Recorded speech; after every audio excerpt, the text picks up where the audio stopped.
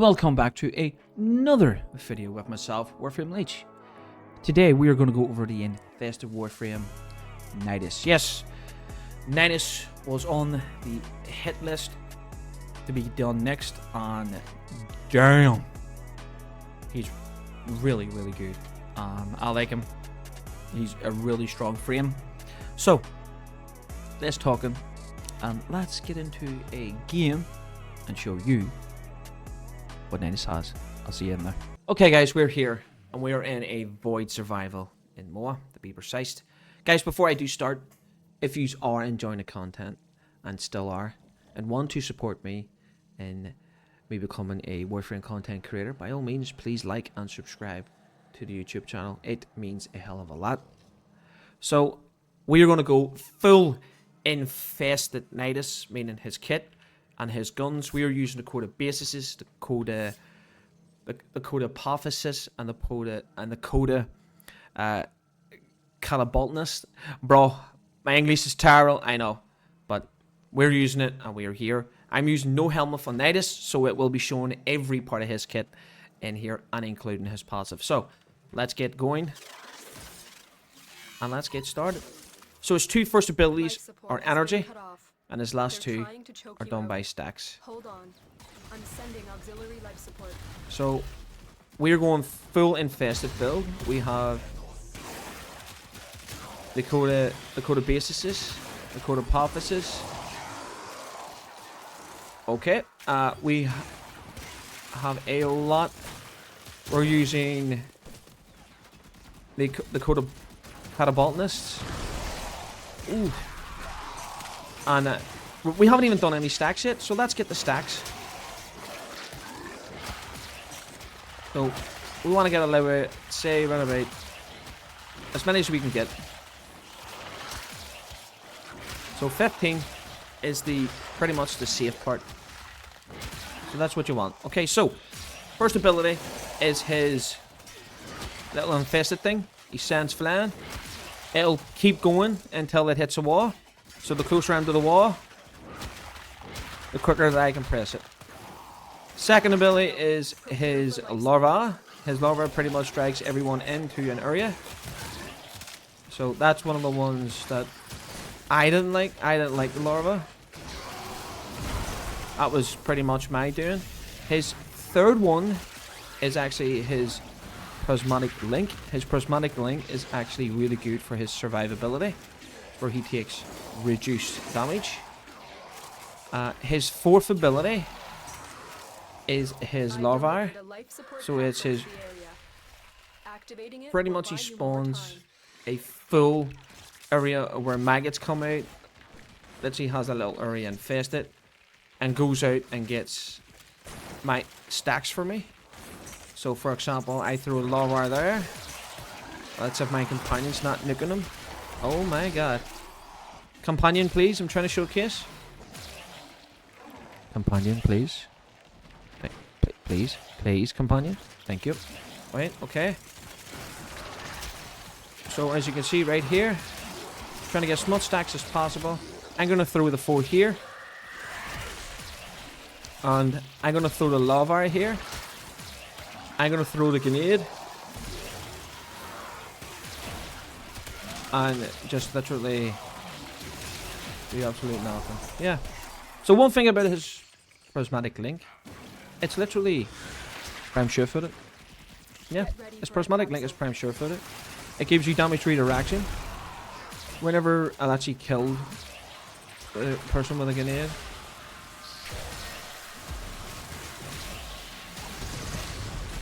So whenever 2.5 mil, ooh, nice. So whenever you are taking a lot of damage, it all gets redirected to him. So once he dies, that's it. I use the prismatic link. So I need to find a beefy target, and then he'll take all that damage, and I'll take a portion of it. So pretty much Nidus can health tank, level cap, if it is built correctly, and his passive is a big part of that as well. So I will explain his passive once I get into the arsenal. Like, Nidus is such a good frame. I don't use any helmets with him because Nidus, personally, I don't think he needs it.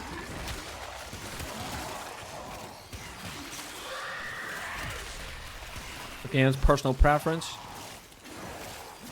Throw in grenades out. So this is crazy amounts of CC damage, redirection of damage. He's no shield. One thing about Nidus, he doesn't have any shield. Let's get you going.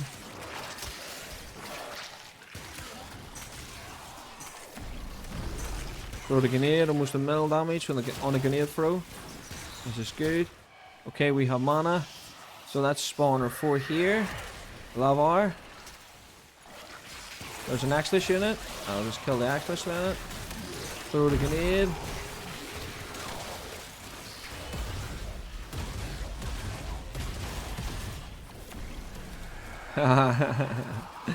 That's insane, bro. The little maggots as well. There you go. Companions cascading. Ooh. With full stacks, mutated stacks as well. Crazy. This is crazy. Absolutely crazy. Throw the Larvar in. Get his sword up. I choose a second ability. Well, a second weapon, sorry. Haven't even showed the third one, but here's the third one. It's a code of Apophysis. The operative has just made their first discovery. Keep up the good work.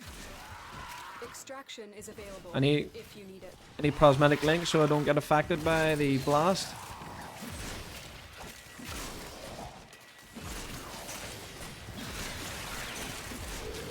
So, one thing about this weapon, it force procs Varel. It force procs it. So I have high-end electricity, and it's going to force proc Varel. It's going to prioritize Varel first because that's literally what the weapon does. So yeah, there you go, Varel, and I'm literally loads of electricity. That's a lot of damage, bro. But yes, guys, this is the Nidus showcase. I'll see you in the back room, in the arsenal. I'll see you then. Okay, we're here. We're in the back room, but we're in his abilities. Now, we're going to go over all of his abilities and what it means for Nidus to be the way Nidus is. As everyone knows, Nidus is an infested warframe, and he controls pretty much the infested. He creates his own maggots. It's crazy. Yes, he is a very probably out-of-date warframe, but he's still usable and he's still powerful. Very, very powerful.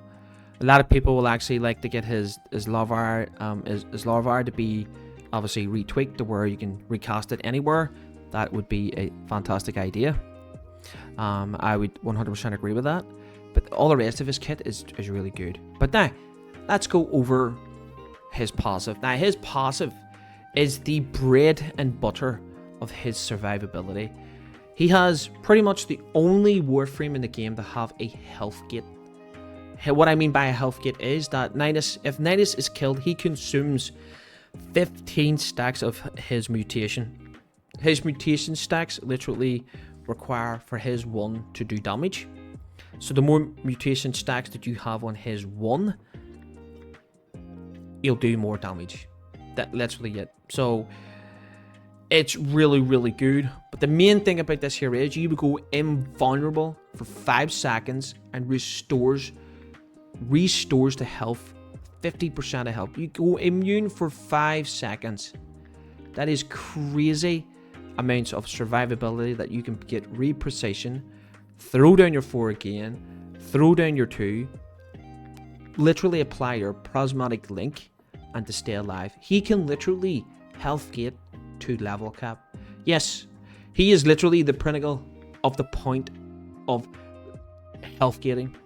Is armor variable on him? Yes, it is. Armor is very variable on him because he gets reduced damage with his prismatic link as well, meaning that he will have a lot of damage redirection as well as the armor on top of that.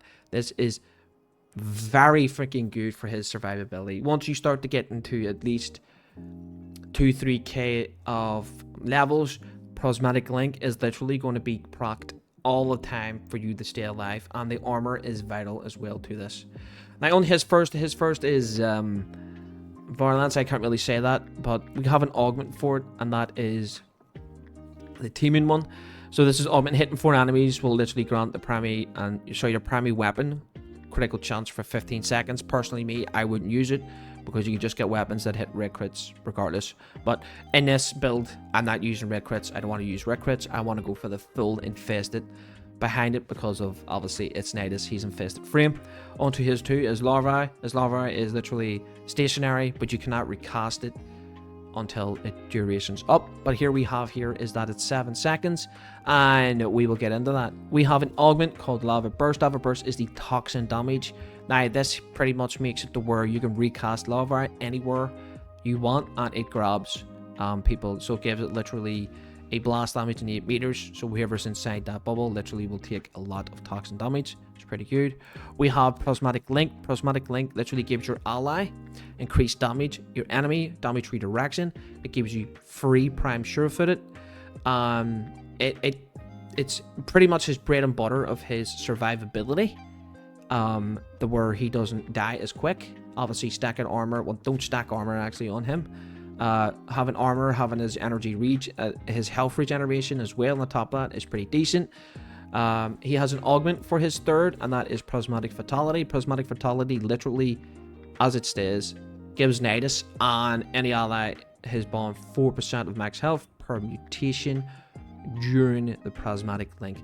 Now, for every mutation that you have on Nidus, you will get a ridiculous amounts of health, and meaning that's where he can do ridiculous amounts of tanking because of Prismatic Link. Prismatic Link is literally there for the health, but we are not going to use this. The reason why is we're going to use the Prismatic Link for the damage redirection.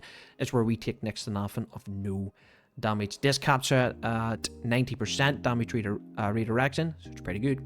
Onto his 4th, and that is Refurbinance, if I'm correct in said. This is literally where it creates a field, spawns maggots nearby, and enemies are feasting until they hit with the virulence of burst. Pretty much the little maggots will burst into blast damage. So one thing about his 3 and his 4, it causes mutation stacks. His 1 and his 2 costs us energy. So it all makes sense whenever we get into the build and explain why I have the build the way it is. And you're not going to run out of resources unless you start dying. So this is where his 4th comes into play. I'm using his 4th augment, and that is this one right here. So this pretty much gives you a chance to get more mutation stacks. So the more that you have pretty much down, so the more strength that you have, the more mutation stacks you're going to get. It is 100% guaranteed. Right now you're seeing 79%. It's because we're missing conditional strength while we're in game. His gives you health regeneration. This is pretty much his health regen. On top of that, we have the maggot, the blast. The blast radius is 7.6. We have the radius of the actual field, and the duration is 40 seconds. So yeah, this is literally his whole kit. It is a very, very good kit. Mainly just changes to the where you don't really want to wait on its duration going down. It's a waste of an augment slot, but you can build around his 2 if you want. But personally me, I'm not going to use it. Okay, so let's get into the build. I'll see you there. Okay guys, we're here. We're in the back room, and we are in the arsenal. Now, first things first, we're going to go over the Archon Shards. Archon Shards is 4 blue Triforged Archon Shards with 2 health regeneration and 2 armor, max armor, with a Triforged Emerald Archon Shard with the corrosive stacks of by 3. So pretty useful, and I will explain more as we go over the build. Into Nidus himself, here is the Nidus build. We have a lot of conditional stuff, obviously, whenever we get in. We're sitting on 1,820 health, 1,920 armor, 190 energy. We're sitting at a duration of 100, efficiency is 100, range is 190, strength is 132, but this will go up due to mod augment and growing power. So we're going to be sitting on at least 200 strength, maybe more. We are running the Strin warframe set. This obviously is conditional. Whenever we're inside, you will get more max health. So you're going to be sitting on at least maybe 2,300 health maxed, if I'm correct. We have also Arcane Guardian for the conditional when we are inside taking damage, and we will be taking damage. So Guardian is 900 armor more, so that's pretty good. We're sitting on a whopping 86.5% on the damage reduction on the health, and obviously with the Arcane Guardian we're going to be sitting on probably around about 88 or 89 damage reduction, if I am correct. Now let's get into growing power for the obviously on status weapon effect. You get 25% strength for the 6 seconds, enemy sense for the radar. You can take this off for power drift for more strength. That is obviously what you want to do, turn up to you, but I want for the enemy sense because it's better to see. The strand consume for the dead maggots within 10 meters are consumed, increasing your health.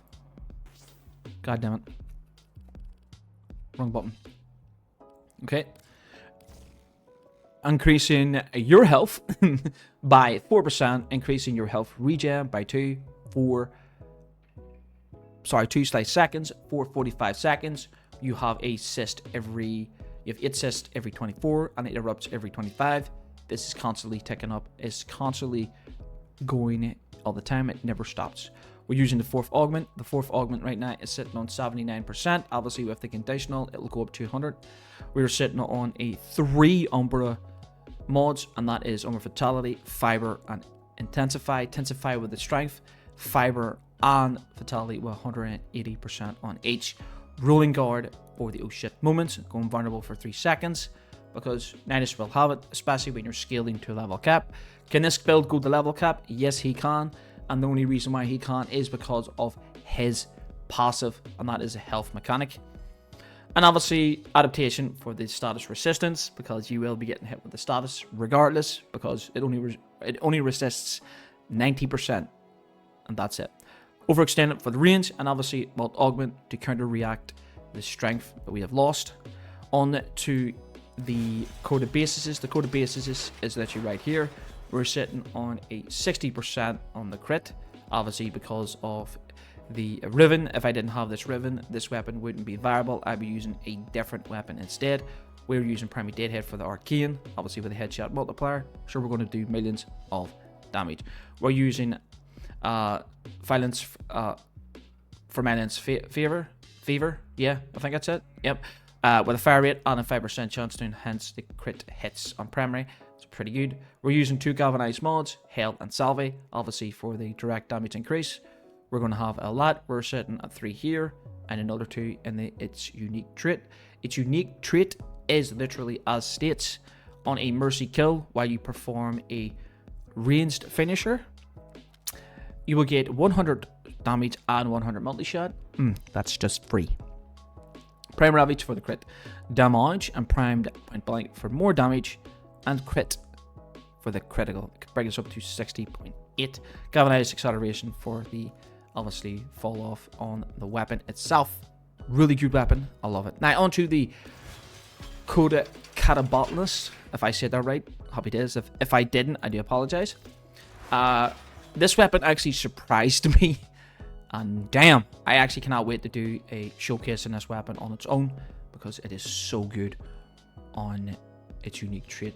Now we're using critical mutation. This gives you 300% extra crit chance and damage whenever we're killing enemies, and whenever we throw the grenade, that obviously fewer than 3 enemies are stuck by the explosion, I will literally lose. So it needs to be at least 4 people for this to stay up.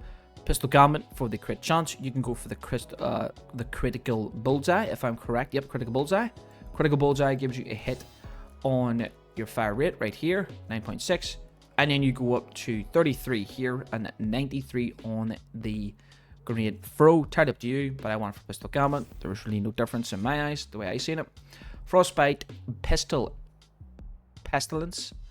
Prime Target Cracker, Galvanized Diffusion, Pistol Elements, and prime heated charge. Now you can do another build with this here. Take off pistol elements and put on galvanized shot. But if you do, you need to take this out for secondary and cucumber, because you're going to be doing a lot of damage whenever you proc in other status effect, and when you throw the grenades, you're doing millions of damage. But this is the build here. Onto the Coda Apotheosis. Coda Apotheosis is literally a melee influence build. You throw it and you're going to be doing a lot of damage. One thing is important, that you need to have the Strand Infection on. The Strand Infection gives you a crit damage increase, persist, 20% to be precise. There's 8 on the field. That's a lot of damage. We have galvanized critical damage. Well, sorry, galvanized steel for more crit damage and a crit chance. Obviously, both has to be conditional inside.